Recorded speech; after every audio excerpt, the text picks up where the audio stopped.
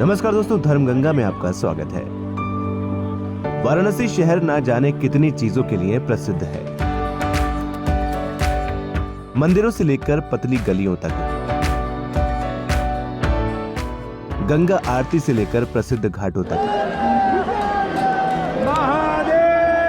ये शहर न जाने कितनी विविधताएं लिए हुए सदियों से हमारी संस्कृति का साक्षी बना हुआ है। इस शहर के बीचों बीच सबसे पवित्र नदी गंगा बहती है। इसके किनारे बसे घाट अपनी एक अलग कहानी बयां करते हैं।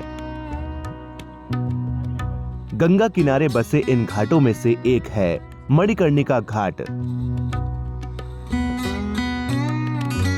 वास्तव में ये घाट ना जाने कितने रहस्यों को अपने अंदर दबाए हुए आध्यात्म का एक विचित्र नमूना प्रस्तुत करता है। इस घाट में जहां एक तरफ चिताओं की अग्नि कभी बुझती ही नहीं है, वहीं ना जाने कितनी रहस्यमयी घटनाएं होती हैं।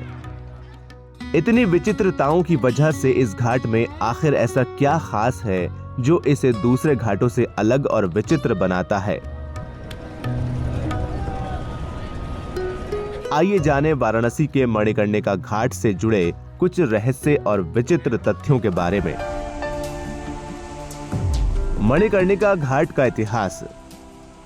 मणिकर्णिका घाट वाराणसी के सबसे पुराने घाटों में से एक है और हिंदू धर्म में पवित्र शास्त्रों द्वारा इसे अन्य घाटों में सर्वोच्च स्थान दिया गया है।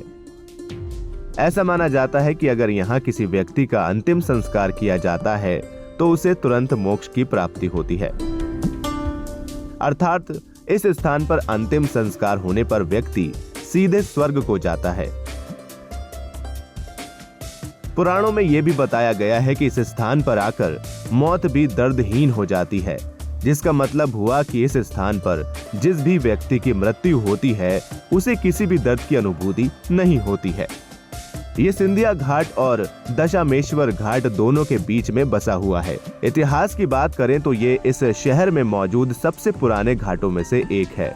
वास्तव में मणिकर्णिका घाट का उल्लेख 5वीं शताब्दी के एक गुप्त अभिलेख में भी मिलता है। हिंदू धर्म में भी इसका सम्मान किया जाता है। मणिकर्णिका घाट की पौराणिक कथा।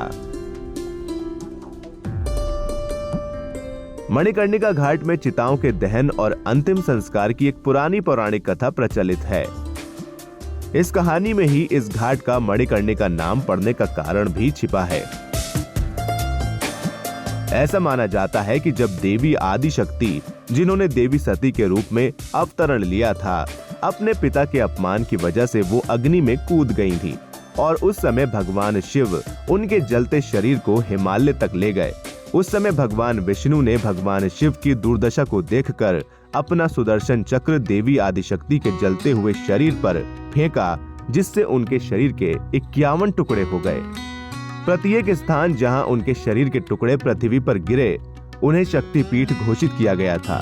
उसी समय मणिकर्णिका घाट पर माता सती की कान की बालियां गिरी, इसलिए इसे एक शक्तिपीठ के रूप में स्थापित किया गया और इसका नाम मणिकर्णिका रखा गया, क्योंकि संस्कृत में मणिकर्ण का अर्थ है कान की बाली। उसी समय से यह स्थान विशेष महत्व रखता है। मणिकर्णिका घाट के कुएं का रहस्य। मणिकर्णिका घाट पर एक कुआं है जिसे मणिकर्णिका कुंड के नाम से जाना जाता है। इसे भगवान विष्णु ने बनवाया था। हिंदू पौराणिक कथाओं के मुताबिक भगवान शिव पार्वती के साथ विष्णु के सामने उनकी इच्छा पूरी करने के लिए एक बार वाराणसी आए थे। विष्णु ने दंपति के स्नान के लिए गंगा तट पर एक कुआं खोदा। जब भगवान शिव स्नान कर रहे थे तो उनके कान की बाली से एक मणि कुएं में गिर गई, इसलिए इस स्थान के लिए मणिकर्णिका नाम चुना गया। इस घाट से संबंधित एक और बात प्रचलित है कि भगवान शिव के कान का मणि उस समय नीचे गिर गया जब वो उग्र रूप में तांडव कर रहे थे और उसी से इस घाट का निर्माण हुआ। वाराणसी के इस प्रसिद्ध घाट के बारे में प्रचलित है कि यहाँ चिता की अग्नि कभी ठंडी नहीं होती है। यही नहीं, यहाँ के लोगों का ये भी मानना है कि इस घाट में जिस दिन भी चिताएं जलनी बंद हो जाएंगी, उस दिन वाराणसी के लिए प्रलय का दिन होगा। वास्तव में वाराणसी का मणिकर्णिका घाट देश के अनोखे स्थानों में से एक है, जो ना जाने कितनी विविधताओं को समेटे हुए है।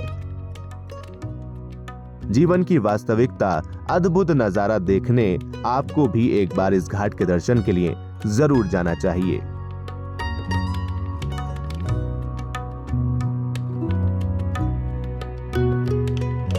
फिलहाल इस वीडियो में इतना ही। अगर आपको ये जानकारी पसंद आई हो तो इसे लाइक करें, शेयर करें और धर्म से जुड़ी इसी तरह की वीडियोस देखने के लिए हमारे चैनल धर्म गंगा को सब्सक्राइब करना बिल्कुल ना भूलें।